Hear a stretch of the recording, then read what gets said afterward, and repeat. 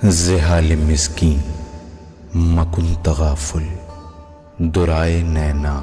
بنائے بتیاں، کتاب ہجراں ندار میں جاں، نہ لیہو کاہے لگائے چھتیاں، شبان ہجراں دراز چو زلف، روز وصلت چو عمر کوتاہ، سکھی پیا کو جو میں نہ دیکھوں تو کیسے کاٹوں اندھیری رتیاں۔ ناظرین آداب، ڈی ڈی اردو کے اس خاص پروگرام جس کا نام ہے اردو شاعری کا بدلتا منظرنامہ، اس پروگرام میں میں رضا حیدر آپ سبھی کا دل کی گہرائیوں سے استقبال کرتا ہوں۔ آج ہم گفتگو کریں گے ہندوستان کے اس عظیم شاعر کی زندگی اور شاعری کے تعلق سے جسے ہم امیر خسرو کے نام سے جانتے، پہچانتے اور پڑھتے ہیں، اور ہمارے ساتھ اس گفتگو میں دو خاص مہمان موجود ہیں، ان کا میں تعارف کراتا چلوں۔ ہمارے پہلے مہمان ہیں ڈاکٹر خالد علوی صاحب، جو کسی بھی طرح سے تعارف کے محتاج نہیں ہیں، کئی کتابوں کے مصنف ہیں اور آپ کے آرٹیکلز انگریزی اور اردو دونوں زبانوں میں پبلش ہوتے رہتے ہیں۔ اور ہمارے دوسرے مہمان ہیں پروفیسر احمد محفوظ صاحب۔ کلاسیکی شاعری کے تعلق سے احمد محفوظ صاحب کی کئی کتابیں آئی ہیں۔ تو ناظرین، ہم گفتگو کریں گے امیر خسرو اور ان کی شاعری اور اردو شاعری کا جو پورا بدلتا منظرنامہ ہے اس کے تعلق سے۔ اگر ہم اردو شاعری کے بدلتے منظرنامے کو دیکھیں اور اس کا مطالعہ کریں تو ہماری 700 اور 750 سالہ جو اردو شاعری کی تاریخ ہے، اس میں نئے آہنگ اور نئے مزاج سے یہ اردو شاعری ہر دور میں روشناس ہوتی رہی اور اپنے آپ کو متعارف کراتی رہی۔ اس اردو شاعری کی تاریخ میں عروج بھی آئے، زوال بھی آیا، ہر دور کو اور ہر زمانے کو اور ہر مزاج کو اس اردو شاعری نے سمجھنے اور پرکھنے کی کوشش کی ہے۔ اور جب ہم امیر خسرو کی شاعری کو دیکھتے ہیں اور اس دور کو دیکھتے ہیں تو یہ کہا جاتا ہے کہ امیر خسرو ہماری ہندوستانی شعری روایت کے سب سے پہلے شاعر تسلیم کیے جاتے ہیں، اور یہی وجہ ہے کہ ان کی شاعری کا جو بہت بڑا خزانہ ہے اس میں اردو بھی ہے، مگر اردو شاعری میں صرف اردو نہیں ہے بلکہ سنسکرت، عربی، فارسی اور ہندوی الفاظ کا بھی استعمال امیر خسرو کی شاعری میں ہمیں جگہ جگہ دکھائی دیتا ہے۔ امیر خسرو کے بارے میں یہ بھی کہا جاتا ہے کہ امیر خسرو ہماری ملی جلی تہذیب اور کمپوزٹ کلچر کے ایک بہت بڑے علمبردار کے طور پہ بھی جانے جاتے ہیں۔ ان کو اپنے ملک ہندوستان سے بے انتہا محبت تھی، یہاں کے رسم و رواج، یہاں کی تہذیب اور یہاں کے مذاہب کا وہ بے انتہا احترام کرتے تھے۔ یہی وجہ ہے کہ ان کی شاعری میں ان تمام چیزوں کا امتزاج ہم ہر جگہ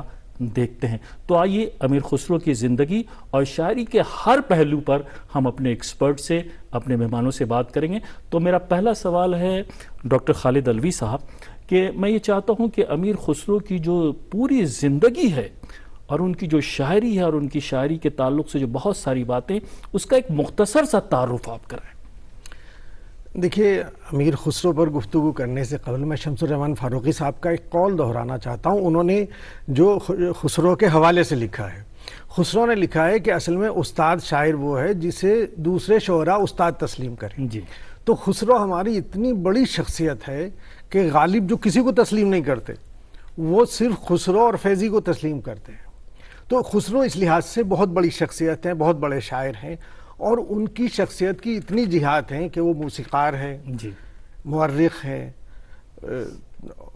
سرکاری ملازم ہیں، جنگجو سپاہی ہیں اور شاعر ہیں، اور ہم ان کا احترام اس لیے زیادہ کرتے ہیں کہ وہ ہماری شاعری کا نقش اول ہے، جی، یا کم سے کم ان کو مانا جاتا ہے۔ پٹیالی ایک جگہ ہے ضلع ایٹا میں، وہاں ان کا خاندان رہتا تھا، لیکن ان کے والد جو تھے ان کا انتقال ہو چکا تھا، اور ان کے نانا عماد الملک دہلی میں رہتے تھے، تو خسرو کی پیدائش دہلی میں ہوئی، اور پھر اس کے بعد وہ پٹیالی میں ان کا بچپن گزرا، لیکن 7-8 سال کی عمر میں وہ دہلی آ گئے۔ اور خسرو کی زندگی ایسی ایک، یعنی آپ کہہ سکتے ہیں کہ داستانی شخصیت ہے کہ 8-10 بادشاہوں کے ساتھ اس نے زندگی گزاری، بیک وقت باپ اور بیٹوں کے ساتھ، یعنی بغرا خان اور اس کے بیٹے کے ساتھ رہی۔ بیٹے نے بغاوت کی تو خسرو کا کہا جاتا ہے کہ خسرو نے اس میں مفاہمت کرائی، اور انہوں نے تاریخی کتابیں لکھی، قرآن الصادین لکھی، اور وہ بہت دن تک اس زمانے میں جو سرکاری دفتر ہوتا تھا وہ کتب خانہ کہلاتا تھا۔ تو وہ کتب خانے کے انچارج رہے، علاء الدین خلجی کے ساتھ جنگ میں شامل رہے، غیاث الدین بلبن کے ساتھ جنگ میں شامل رہے، اور اس کے بعد جب ہم یہ دیکھتے ہیں کہ اس آدمی نے 20,000 سے زیادہ اشعار کہے، یعنی جو آدمی جنگیں لڑ رہا ہے، موسیقی میں اپنی زندگی دے رہا ہے، یہ بھی کہا جاتا ہے کہ ستار جو ہے وہ انہوں نے پیدا کیا، وہ ستار سے پہلے انہوں نے ایجاد کیا، ستار اس سے پہلے موجود نہیں تھا، بہت سی جو سروں کے بارے میں کہتے ہیں کہ خسرو کی ایجاد ہے، تو اس لحاظ سے خسرو ہماری عجیب و غریب شخصیت ہے۔ خسرو سے پہلے بھی کچھ ایسی، یعنی اردو تو ظاہر ہے کہ اس وقت تک اس طرح نہیں تھی جسے آج ہم دیکھتے ہیں، لیکن ابتدائی شکل میں کسی نہ کسی طرح موجود تھی، تو اس کی شاعری اس زمانے میں، اور لوگ بھی کچھ نہ کچھ کر رہے ہوں گے، بھئی ہمارا سلمان مسعود سعد کے بارے میں ہے، کچھ الفاظ بھی اس کے موجود ہیں، کچھ مصرے موجود ہیں جو انہوں نے کہے ہیں، لیکن پہلا ہندوستانی زبان کا شاعر یہ طے ہے کہ خسرو ہے۔ خسرو نے وہ زبان جسے ہم دہلوی، ہندوی یا اردو کہہ سکتے ہیں، اس میں شاعری خسرو نے شروع کی۔ یہ ایک الگ مسئلہ ہے کہ جو شاعری ہم تک پہنچی ہے وہ خسرو کی ہے یا نہیں ہے، لیکن نظام الدین اولیاء کے چونکہ وہ بہت قریبی مرید تھے، تو نظام الدین اولیاء نے کہا ان سے کہ تو فارسی میں شاعری کرتا ہے، لیکن عام آدمی جو ہے، جو سڑک پہ چلنے والا آدمی ہے، وہ کیسے سمجھے گا، ان کی زبان میں شاعری کرو۔ تو یہ باقاعدہ ہمارے پاس یعنی اس بات کی سند موجود ہے کہ انہوں نے اردو میں یا اس زمانے کی دہلوی میں یا اردو کی ابتدائی شکل میں شاعری کی۔ احمد محفوظ صاحب، امیر خسرو کی شاعری کے بارے میں یہ بھی کہا جاتا ہے کہ وہ ہماری شاعری، جو ہمارا پورا ایک اتہاس اور ہماری جو پوری تاریخ رہی ہے اور جو کمپوزٹ کلچر رہا ہے، اس میں وہ سمبل کی حیثیت سے بھی جانے جاتے ہیں۔ تو اس کمپوزٹ کلچر اور ملی جلی تہذیب کے فروغ میں امیر خسرو کا کیا رول رہا ہے؟ دیکھیے، ابھی خالد علوی صاحب نے جو باتیں کہیں، وہی باتیں میرا خیال ہے کہ اس بات کو ثابت کرنے کے لیے کافی ہے کہ امیر خسرو کی جو اہمیت اور حیثیت ہے ہماری شعری روایت میں، اور خاص طور سے ہماری ہندوستان کی تہذیبی روایت میں، وہ غیر معمولی ہے۔ اب دیکھیے، اس میں بات یہ ہے کہ جیسا کہ ابھی یہ بات آئی کہ خسرو ہماری شعری روایت کا خاص طور سے، یعنی چونکہ خسرو جو ہے بنیادی طور پر تو فارسی کے شاعر ہیں، اور فارسی میں انہوں نے اتنا کہا ہے کہ اس کی مثال کم از کم ہمارے ہندوستانی دوسرے جو فارسی شعراء ہیں ان کے یہاں بہت کم نظر آتی ہے۔ لیکن اسی کے ساتھ ساتھ یہ بھی ہے، جس کی طرف ابھی اشارہ بھی کیا خالد صاحب نے، کہ خسرو کی پوری جو شخصیت ہے، اور خاص طور سے ادبی اور شعری جو شخصیت ہے، اس میں اتنی رنگا رنگی ہے، اتنے پہلو ہیں، اور ان پہلوؤں کا تعلق جو ہے وہ ہماری ہندوستان کی جو تہذیب ہے، جو ہمارے کلچر ہے، جس میں جیسا بھی بات آئی کہ موسیقی اور یہاں کے رسم و رواج، یہاں کے تہوار۔ بھائی خسرو نے تو جو اپنی مشہور مثنوی نوح سپہر ہے فارسی میں، اس کے پورے تیسرے چیپٹر میں، اس پورے چیپٹر میں ہندوستان کی ثقافت، ہندوستان کی تہذیب، یہاں کے رسم و رواج، یہاں کے تہوار، یہاں کی زبانیں، یہاں کے مذاہب، ان کی جیسی تشریح کی ہے، جیسی تحسین کی ہے، اور اس کے بارے میں جس طرح کے تعریفی اور تحسینی کلمات بیان کیے ہیں، رکھے ہیں، کہ اس سے اندازہ ہوتا ہے کہ خسرو کو اپنے ہندوستانی کلچر، اپنی ہندوستانی تہذیب سے کتنی گہری مناسبت اور اس سے رغبت تھی۔ تو ایک بات تو یہ۔ دوسری بات یہ کہ جیسا کہ آپ نے کہا کہ ہندوستانی جو مشترکہ تہذیب ہے، تو ہندوستانی مشترکہ تہذیب کی ایک بہت بڑی علامت تو خود فارسی شاعری بھی ہے، کیونکہ فارسی شاعری جو ہے وہ اصلاً تو ایران کی ہے، لیکن ہندوستان میں جو فارسی شاعری وجود میں آئی، اس کے لیے بلکہ ہمارے ہاں باقاعدہ ایک اصطلاح استعمال ہوتی ہے سب کے ہندی، یعنی انڈین اسٹائل پرشین پوئٹری، یعنی وہ فارسی شاعری جو ہندوستانی شاعروں نے کی، ہندوستان کی سرزمین میں وجود میں آئی۔ تو یہ خود اس بات کی علامت ہے کہ ہماری فارسی شاعری جو ہندوستانی شعراء نے کی، اور جس کے سب سے بڑے نمائندے امیر خسرو ہیں، وہ خود مشترکہ تہذیب ہندوستان کے کمپوزٹ کلچر کی بہت بڑی علامت ہے۔ اور اسی کے ساتھ ساتھ جو اردو شاعری ہے، یہ الگ بات ہے کہ جیسا بھی کہا کہ خسرو کے زمانے تک اردو جو ہے وہ ابھی گویا شعری زبان کی سطح تک نہیں پہنچی تھی۔ بول چال کی زبان میں ظاہر ہے کہ اردو بہت تھی اور وہی بولی جاتی تھی، وہی سمجھی جاتی تھی، لیکن ادبی اور شعری جو حیثیت حاصل تھی وہ فارسی کو حاصل تھی۔ تو ایسے میں خسرو نے جو ہندوی، یا چونکہ اردو کا قدیم نام جو ہے وہ ہندی یا ہندوی ہے، تو خسرو نے جو ہندوی کلام کہا بھی ہوگا، اس کو اسی لیے محفوظ نہیں رکھا کہ گویا اس کی حیثیت جو بہت ضمنی تھی، اور خاص طور سے خسرو کے جو مرشد پیر نظام الدین اولیاء، ان سے جو ان کو لگاؤ تھا، محبت تھی، اس کی وجہ سے بھی خسرو نے جو بہت سا کلام اس طرح کا کہا ہوگا تو وہ عام طور سے اپنے دوستوں اور احباب میں سنایا ان کو، اور وہی چیزیں جو ہیں وہ بعد کے زمانے میں سینہ بسینہ ہوتی چلی وہ آج تک ہمیں آج تک چلی آ رہی ہیں، جی۔ لیکن آج بھی ہم وثوق کے ساتھ نہیں کہہ سکتے کہ یہ کلام جو ہے وہ واقعتاً خسرو کا ہے، جی منسوب ہیں چیزیں۔ جی جی تو خالد علوی صاحب، خسرو پہ آپ کی تقریریں بھی ہم لوگوں نے سنی ہیں، مضامین بھی آئے، تھوڑا سا یہ ایک ریسرچ کا موضوع ہے کہ انہیں ان کے جہاں بہت سارے خطابات ہیں، القابات ہیں، انہیں طوطی ہند کہا گیا، انہیں اردو شاعری کا معمار اول بھی کہا گیا۔ تو یہ جو معمار اول، اس کا مطلب ہے کہ اردو شاعری کی ابتدا ہی ان سے ہوئی، تو اس کے بارے میں آپ کی کیا ریسرچز ہے؟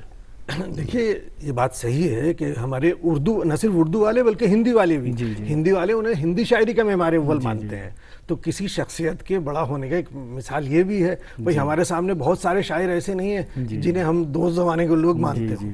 لیکن خسرو کے ساتھ یہ ہے کہ مثنوی نو سفیر میں، جیسے ابھی محفوظ صاحب نے کہا کہ انہوں نے نہ صرف ہندوستانی زبانوں کا تعارف کرایا بلکہ 12 زبانوں کے باقاعدہ نام لکھے ہیں، اور اس میں یہ جو ہماری زبان ہے اردو یا ہندی جسے کہتے ہیں ہندوی، اس کو انہوں نے دہلی زبان کے نام سے کہا ہے۔ اور غریت الکمال کے دیباچے میں انہوں نے لکھا ہے کہ میں نے ہندوی یعنی عزم دہلوی زبان میں، جسے ہم آج اردو کہہ رہے ہیں، اس وقت ظاہر ہے کہ نہ اردو نام تھا نہ اردو زبان کی شکل تھی، اس میں انہوں نے شاعری کی، اور جیسا کہ میں نے ابھی عرض کیا کہ نظام الدین اولیاء کے اشارے پہ انہوں نے یہ شاعری کی، اور انہوں نے کہا کہ میں نے جزو چند یعنی جو شاعری کی وہ دوستوں میں پارٹ دی، کچھ تھوڑی شاعری تھی۔ میں ایک اور مثال دیتا ہوں کہ مرزا مظہر جانے جانا نے جب اردو میں شاعری شروع کی تو ان کے شاگرد تھے طابہ صاحب، عبدالحی طابہ، انہوں نے کہا حضور یہ زبان آپ کے قابل نہیں ہے، تو عام لوگوں کی زبان ہے، آپ تو فارسی میں کہا کیجئے۔ ان سے 600-700 سال کے بعد اس وقت جب خسرو اردو میں شاعری کرتے ہیں بغیر کسی احساس کم طریقے، تو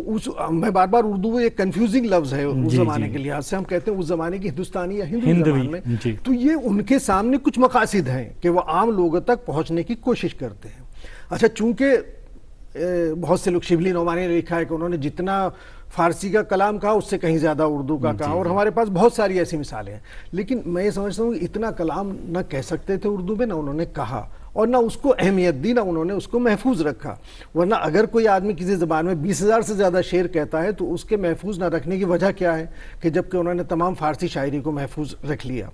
لیکن یہ ضرور ہے کہ کچھ کلام جو ان کا ہم تک پہنچا ہے، اس کی ابتدائی شکل ممکن ہے کسی نہ کسی صورت میں انہوں نے کہی، چونکہ 700 سال 800 سال تک جو چیز محفوظ نہیں رہی۔ دیکھیے تقی عہدی نے جو پہلی بار ہمارے پاس اپنے تذکرے میں ان کا حوالہ ملتا ہے، تو کسی ہندوی کلام کا نہیں ملتا۔ قائم نے اپنے تذکرے میں مخزن نکات میں زحال مسکی مکن تغافل والی غزل پہلی بار دی خسرو کے نام سے، لیکن قائم ہوئے، میر ہوئے، یہ لوگ محقق نہیں تھے، خود قائم کے لاتعداد اشعار سودا کے نام سے منسوب ہیں۔ تو یہ لیکن سنی سنائی باتوں میں دیکھیے ہر آدمی محقق نہیں ہو سکتا، وہ آج بھی ہم کرتے ہیں۔ دیکھیے غالب کے بہت سارے اشعار غالب کے نام سے منسوب ہیں، تو جو ہمارے سامنے، میں اور ایک مثال دیتا ہوں، داغ کے سامنے قوال نے غزل پڑھی کہ علاج درد دل تم سے مسیحا ہو نہیں سکتا، تم اچھا کر نہیں سکتے، میں اچھا ہو نہیں سکتا۔ تو داغ نے پوچھا کس کی غزل ہے؟ اس نے حضور آپ کی ہے، کہ کہاں پڑھی تم نے؟ تو اس نے گلدستہ دکھایا۔ داغ نے اس غزل پہ 4-5 اشعار اور کہہ کے رات کو مشاعرے میں پڑھ دی، تو وہاں کئی شاعروں نے کہا کہ یہ تو مستر خیر آبادی کی غزل ہے، یعنی اسی ہم عصر شاعر کی غزل۔ تو اس زمانے میں یہ منسوب کر دینا، اور چونکہ تحقیق اس زمانے میں اس طرح نہیں تھی، کتابیں اس زمانے میں نہیں چھپتی تھیں، میڈیا ایسا نہیں تھا، تو ہمیں بہت کچھ یہ مشکل لگتا ہے کہ خسرو کا کلام یہ سارا موجود ہے جو ان کے نام سے ہے۔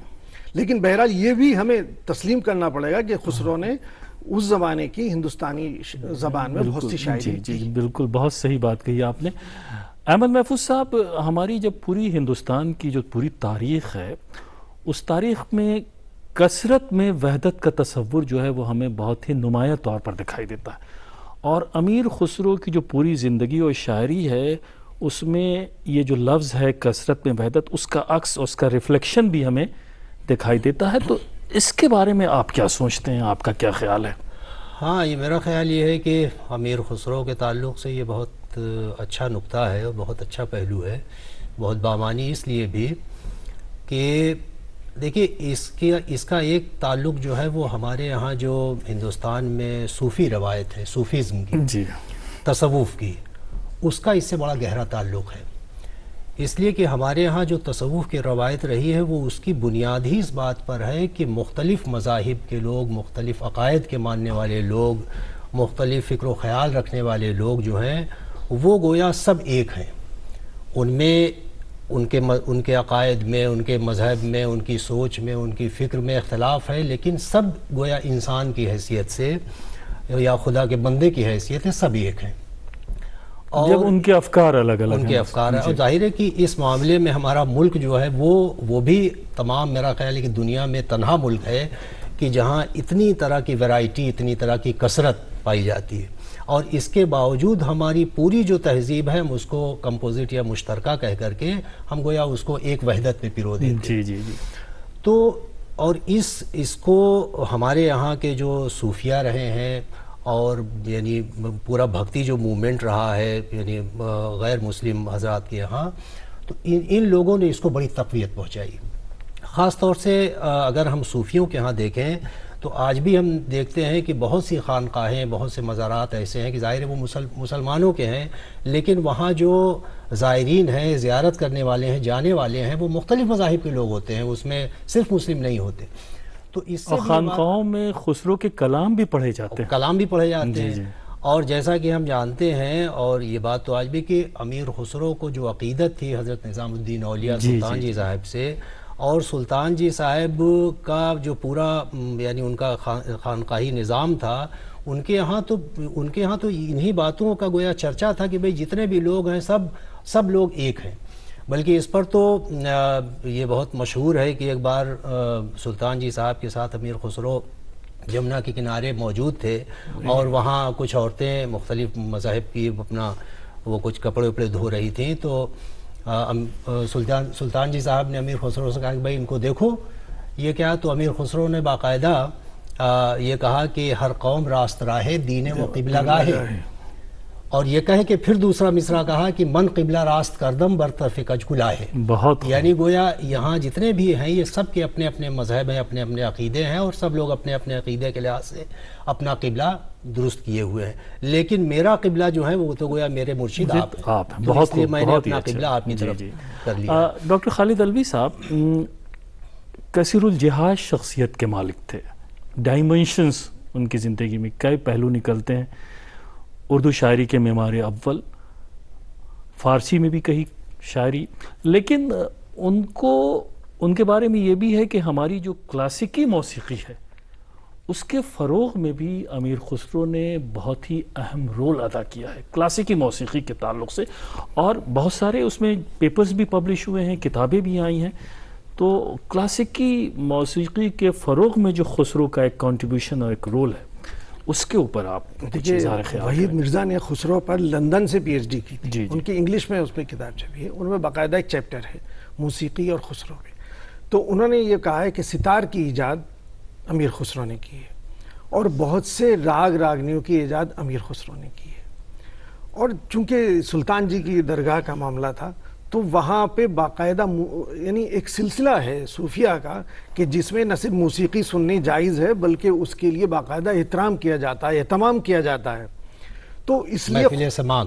محفل سما کا. اور اس سے پہلے یہ کہا جاتا تھا کہ دیکھیے موسیقی میں صرف دف یعنی ایسی چیزیں سنی جا سکتی ہیں جو ایک طرف سے بند ہو، یعنی ڈھولک، اور دوسرے پر پابندی تھی. لیکن اس طرح ان لوگوں میں اس طرح کی کوئی پابندی نہیں، اس میں باقاعدہ موسیقی کا اہتمام ہوتا تھا. تو ظاہر ہے کہ خسرو کا اس میں بہت بڑا رول تھا. اور ستار اس میں چونکہ عربی لفظ ہے جس میں 30 کے معنی میں، اس میں 30 تار ہوتے تھے. اور چونکہ خسرو عربی فارسی یہ سب جانتے تھے تو ہمیں لگتا ہے کہ نام بھی انہوں نے ہی دیا ہوگا، اس کے کوئی باقاعدہ ہمارے پاس سند نہیں ہے. تو لیکن ستار کی ایجاد میں سمجھتا ہوں کہ موسیقی کے لیے بہت بڑی انقلابی ایجاد ہے. دیکھیے ابھی جیسے بات کہی ہر قوم راست رائے کی، خسرو ہی کا ایک شعر ہے کہ گفتم بحرم محرم ای خانہ کدام است. میں نے خانہ کعبہ سے پوچھا کہ تیرے اپنے کون سے ہیں، تو آہستہ بمن گفت کہ بیگانہ کدام است. اس نے آہستہ سے کہا کہ بیگانہ ہی کون ہے. تو یہ جو ایک وسیع مشربی تھی جو صوفیہ کے ہاں تھی، نظام الدین اولیاء کی درگاہ میں باقاعدہ ہولی کا رنگ کھیلا جاتا تھا. آپ یہ دیکھیے کہ عام ہندوستانی سے قریب ہونے کی ساری کوششیں ان لوگوں میں موجود تھیں.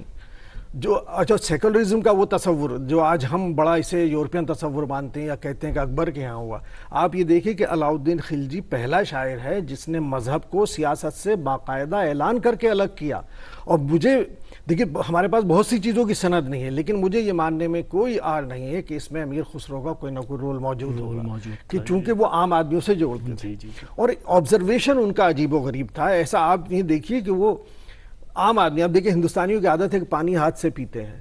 وہ شعر میں کہتا ہے کہ درہیں اب لہی ہندوانے کلال بدست آب نوشن باسط سے فال. 100 پیالے رکھے ہوئے ہوں گے تو ہندوستانی ہاتھ سے پانی پیتے ہیں. تو وہ عام آدمیوں سے اتنا جڑا ہوا آدمی تھا، اتنا وابستہ تھا وہ. آپ نے فارسی کے بھی بہت سارے اشعار کوٹ کیے. احمد محفوظ صاحب، اردو شاعری میں تو ایک کنٹریبیوشن ہے، لیکن جو ہماری فارسی شاعری ہے اس کے فروغ میں امیر خسرو کا کیا رول رہا، اور جو پورا ایک فارسی ادب ہے، فارسی کے جو ممالک ہیں، اس میں امیر خسرو کی شاعری کا کہاں پہ ہم اس امیر خسرو کی شاعری کو دیکھتے ہیں؟ امیر خسرو کا ذکر ہو اور فارسی شاعری، فارسی روایت، فارسی ادب کا ذکر نہ ہو، اور بلکہ ابھی شروع میں اپنے گفتگو میں خالد صاحب نے جو اشارہ کیا تھا کہ امیر خسرو تو ہماری ہندوستان کی فارسی شعری روایت میں اس مقام پر ہیں کہ جہاں کوئی دوسرا شاعر پہنچا ہی نہیں. اور اس کی وجہ یہ ہے کہ بلکہ میں تو یہ کہوں کہ غالب جو جلدی کسی کو خاطر میں نہیں لاتے، غالب بھی امیر خسرو کے آگے سر تسلیم خم کرتے ہیں. لیکن فیضی کے بارے میں وہ بھی کہہ دیتے ہیں ایک جملہ کہ فیضی کی بھی کبھی کبھی ٹھیک نکل جاتی ہے. گویا فیضی کے یہاں بھی گویا غالب کی نظر میں یہ ہے کہ صاحب فیضی جو ہیں ان کے یہاں بھی، لیکن امیر خسرو کے بارے میں وہ کہتے ہیں غالب کہ صاحب امیر خسرو جیسا شاعر اور فارسی دانی اور فارسی کی شاعری اور فارسی کا کلام جو ہے اس کا کوئی جواب نہیں. تو یہ بات خود اپنے آپ میں اتنی غیر معمولی ہے، اتنی بڑی بات ہے کہ خسرو جو اپنی پوری اتنی بڑی، یعنی ہندوستان میں اگر ہم فارسی شاعری کی روایت دیکھیں تو خود ہندوستان میں خسرو سے ہی یعنی 19ویں صدی کا تک اگر دیکھا جائے تو 600 سال ہو جاتے ہیں، اور خسرو سے پہلے بھی شعراء ہندوستان میں رہے ہیں. مثلا خسرو سے پہلے تو فارسی کے بہت بڑے شاعر مسعود شاہ سلمان، ان کے تقریباً 150 سال پہلے. تو مسعود شاہ سلمان کو اگر مان لیا جائے تو اس کے بعد سے 700 سال کے عرصے میں خسرو جو ہے وہ ہماری فارسی شعری روایت میں گویا اپنی معراج کمال پہ پہنچے ہوئے ہیں. اور یہاں پھر یہ بات کہنے کی ہے کہ یہ جو ہم گفتگو یہ کر رہے ہیں کہ اردو شاعری کا بدلتا منظرنامہ، تو اردو شاعری پر فارسی شاعری کے جو اثرات ہیں اور فارسی شاعری کا جو پورا اثر اردو شاعری نے قبول کیا ہے، شعری سطح پر، زبان کی سطح پر، الفاظ کی سطح پر اور بہت سی چیزوں میں، پھر اس کو اردو نے ایک طرح سے جذب کر لیا. اور اس طرح جذب کیا ہے کہ آج جیسے بہت سے لوگ یہ کہہ دیتے ہیں کہ صاحب اردو شاعری میں ہے ہی کیا، سب کچھ فارسی کا ہے، تو یہ بھی کہنا بالکل غلط ہے. اردو نے اس کو جذب کر کے اور پھر گویا اس کی ایک نئی حیت، نئی شکل بنا دی. تو اس لحاظ سے بھی ہمیں دیکھنا چاہیے کہ ہماری اردو شاعری جو مختلف ذائقوں سے روشناس ہوتی رہی ہے اور مختلف عہد میں اس کی صورت مختلف طرح سے بدلتی رہی ہے، اس میں فارسی کے اثرات کیا ہیں. اور یہاں ایک بات میں یہ خاص طور سے کہنا چاہوں گا کہ خسرو اس معاملے میں بھی بہت غیر معمولی حیثیت رکھتے ہیں کہ ہمارے ہندوستان میں جو شاعری کی، خاص طور سے غزل کی شاعری کی جو شعریات بنی، اس کے جو اصول گویا بنے یا ان کی تشکیل ہوئی، اس میں بھی خسرو کا بڑا اہم رول ہے. احمد محفوظ صاحب، ہم ملی جلی تہذیب کی بات کرتے ہیں، اور خسرو ایک ایسا شاعر ہے کہ ہر زمانے میں اس کی ضرورت کو محسوس کیا گیا اور اس کے پیغام کو دنیا تک پہنچانے کی کوشش کی جاتی رہی. موجودہ دور میں خسرو کی شاعری، خسرو کا پیغام اور ان کی قومی یکجہتی کا جو تصور ہے، اس کو پہنچانے کی کس حد تک ضرورت ہے؟ دیکھیے جس طرح سے ہم کہتے ہیں نا ملی جلی تہذیب کے لوگ نمائندے ہیں، کچھ اس کے لیے باقاعدہ ہم لوگ کوشش بھی کرتے ہیں، تو اسی طرح کچھ لوگ اس تہذیب کی مخالفت بھی لوگ کرتے ہیں. تو میں سمجھتا ہوں کہ خسرو کی ضرورت ہر زمانے میں رہی ہے اور ہر زمانے میں رہے گی. ہمارے زمانے میں شاید کچھ زیادہ ہم لوگوں کو اس کی ضرورت محسوس ہو رہی ہے. اور ہم دیکھیے خسرو کے ساتھ اردو ہی بات نہیں، ہندی میں بھی جو دوہے ان کے نام سے منسوب ہیں، ملی جلی کلچر کی طرف تو اشارہ کرتے ہی ہیں. تو اس لحاظ سے ان کی اہمیت ہمیشہ رہی ہے اور رہے گی۔ اور ان کی جو پہلیاں ہیں کہہ مکرنیاں ہیں اس کو دیکھیے کہ اس پہ تو کئی زبانوں میں کتابیں آئی ہیں اور ہندی میں تو بے انتہا کتاب ہے۔ بہت خیر پہیلیوں پہ الگ سے بات ہوتی ہے، پہیلیاں بھی ان کی موجود ہیں، ان کی کہی جا سکتی ہیں، لیکن جو پہیلیاں موجود ہیں ان میں سے ان کی کوئی پہیلی دستیاب نہیں ہے۔ جی جی جی۔ تو موجودہ دور میں جو ہے وہ بہت ضرورت ہے اس وقت خسرو کے پیغام کو عام کرنے کی اور رائج کرنے کی۔ احمد محفوظ صاحب، جب ہم خسرو کی بات کرتے ہیں اور ہندوستان کی جو ہماری پوری شعری روایت اور منظرنامہ ہے، خوبصورت تاریخ رہی ہے، اس میں کافی اتار چڑھاؤ رہا ہے، تو حالانکہ موازنہ کرنا اس دور سے اس دور کا ذرا بہت مشکل ہے، لیکن اس دور کی شاعری اور موجودہ شاعری، چونکہ آپ ایک شاعر کی حیثیت سے بھی پوری شعری دنیا میں پہچانے جاتے ہیں، آپ کیا فرق محسوس کرتے ہیں اور کیا میسج دینا چاہتے ہیں کہ اس دور کی شاعری اور آج کی شاعری، خسرو کے زمانے کی شاعری اور آج کی شاعری میں کیا فرق ہے؟ میں یہ کہوں گا کہ امیر خسرو کے انتقال کو 6 سال کے بعد پورے 700 سال ہو جائیں گے۔ 1325 میں امیر خسرو کا انتقال ہوا، 2025 میں 700 سال ہو جائیں گے،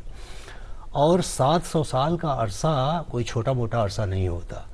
آج ہم امیر خسرو کا ذکر جس طرح کرتے ہیں یا ان کا جس طرح نام لیتے ہیں، ان کی شاعری کے بارے میں، ان کی زندگی کے بارے میں یا ان کی زندگی کے مختلف پہلوؤں کے بارے میں جس طرح گفتگو کرتے ہیں، تو ایسا محسوس ہوتا ہے کہ امیر خسرو 700 سال پہلے نہیں، بالکل ہمارے کہیں آس پاس ابھی موجود ہیں۔ تو یہ خود بہت بڑی بات ہے۔ اب جہاں تک بات یہ آپ نے کہی کہ اردو شاعری میں جو منظرنامہ تبدیل ہوا ہے، تو دیکھیے کسی بھی فن کے میدان میں یہ ایک سطح پر کوئی چیز نہیں چلتی بہت دنوں تک، اور 700 سال کا عرصہ تو بہت ہوتا ہے، بہت طویل ایک ہمارے ہاں اردو شاعری جو ہے، چلیے امیر خسرو سے چونکہ اس وقت تک اردو شاعری کی وہ صورت نہیں بنی تھی، لیکن پھر بھی ایک شروعاتی دور جو ہے وہ کہا جا سکتا ہے۔ 400-500 سال کا عرصہ دکن کو لے لیجئے، تو اس عرصے میں ہم دیکھتے ہیں کہ بہت طرح کی تبدیلیاں ہوئی ہیں، اور پھر ہماری شاعری جو ہے وہ 18ویں صدی میں گویا بام عروج تک پہنچ گئی۔ اس کے بعد پھر غالب کا زمانہ آتا ہے، مومن کا زمانہ آتا ہے، اور پھر 20ویں صدی کی شاعری ہے۔ 20ویں صدی میں یہ ضرور ہے کہ بہت سے نئے تصورات، نئے